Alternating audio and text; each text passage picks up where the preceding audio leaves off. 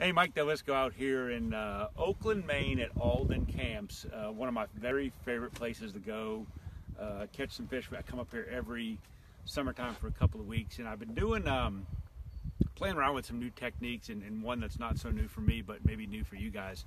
It's called a Neko Rig, and it's a really cool way to present a bait kind of wacky style to fish. And I like it for deep water and shallow water, but it really works good. You know, up here in Maine they have a lot of rocks and boulders and things to get caught up on, and the Neko Rig really stays snag free. A lot of the times you will get caught up a little bit, but primarily it glides up over the rocks. It's super easy to fish, super easy to rig up. I'm going to rig it up real quick, make a few casts, try to catch a couple of fish, but I am going to do a much longer in-depth video on maybe different baits and hooks and weights and things like that.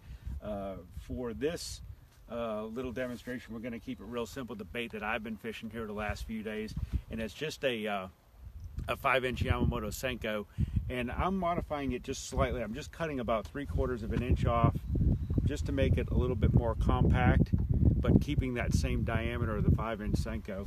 And then one of the most important things that you need is an O-ring tool, because this will help keep your bait on the hook, especially with the weight once you insert the weight. So O-ring tool, slide that right on, slide your ring up, insert your Senko just like that, and then just push the ring right over the bait just like that. And I like to keep it right about at the collar. And then from there, it's pretty simple. VMC Half Moon Wacky weight, and they actually make a Neko weight too, which is a longer cylindrical weight, which I'll show that when I do the video. But I've been using these because they come through the rocks really good. So we'll grab one of those weights and just insert it on that blunt end. And you can also, another thing you can do too, is get some Loctite gel and glue your weight onto the bait. That'll keep your weight secure when the fish jumps up in the air. They won't throw your weight out. So really simple, just like that. And then from there you need a Neko hook. I like the number 1, seems to be the size that I like the best, either weedless or standard, no weed guard. And then it's just rigging it up. So I'm going to always rig the bait with the hook point going away from the head, just like that. That way what happens is when the bait sits down, this hook point stays out of the cover, out of those rocks, and keeps you fishing more and hung up less.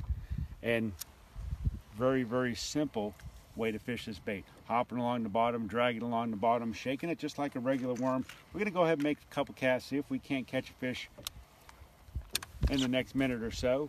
And it's a great technique. If you haven't tried it, give it a try. It's called the Neko Rig. And you can basically Neko Rig anything you can get that O-ring around, you can Neko Rig. Like one of my other favorite things is a little Yamamoto crawdad. This is the Fat Baby Craw. It's got a kind of a fatter body, so it works really good with the O-ring too. You don't shoot a lot of baits off your line. Same size weight, really good presentation. And in fact, these two baits here were, we had a Bassmaster tour event a couple of weeks ago at Lake Norman, and those were the two baits that I fished dock fishing for spotted bass most of the time. Either the Senko for early in the morning, they seem to like that really good, and then the crawdad later in the day. But both of those baits in combination work really good. And the technique is really simple. I'm fishing on a ducket fishing 7-foot medium casting rod, and I like that medium rod because it's got a lot of tip action. It lets me throw the bait real easy, but also lets me feel the rocks and feel the fish. 12 or 14 pound test line is fine. If you want to fish it on spinning gear, you can do that as well. And all you're basically doing is I'm just hopping it along and kind of feeling the bottom and feeling those rocks. And when I get the bait up near a piece of cover or structure, then I may stop it and shake it a little bit. But it's really a simple technique. We're going to kind of try to get into position here a little bit. I've drifted off slightly to where the fish have been, but we'll get up there and see if we can catch one. It's a lot like fishing virtually every other type of worm rig or bottom bouncing bait. Just very, very simple. And you can dead stick it too and shake it in place. There's a lot of different things you can do with this type of rig.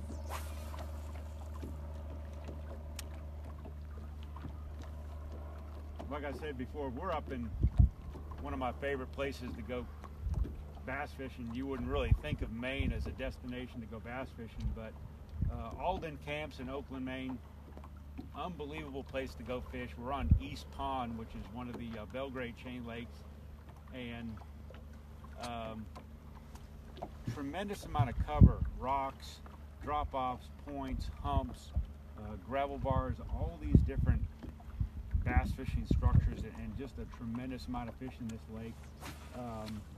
Alden Camps has been around since I believe the early 1900s, and a place that I've come fishing for quite a long time now, every summertime, and just an awesome place to go catch fish, including this one right here. I was just kind of dead sticking that bait right there, and that fish ate. It's a pretty good one here.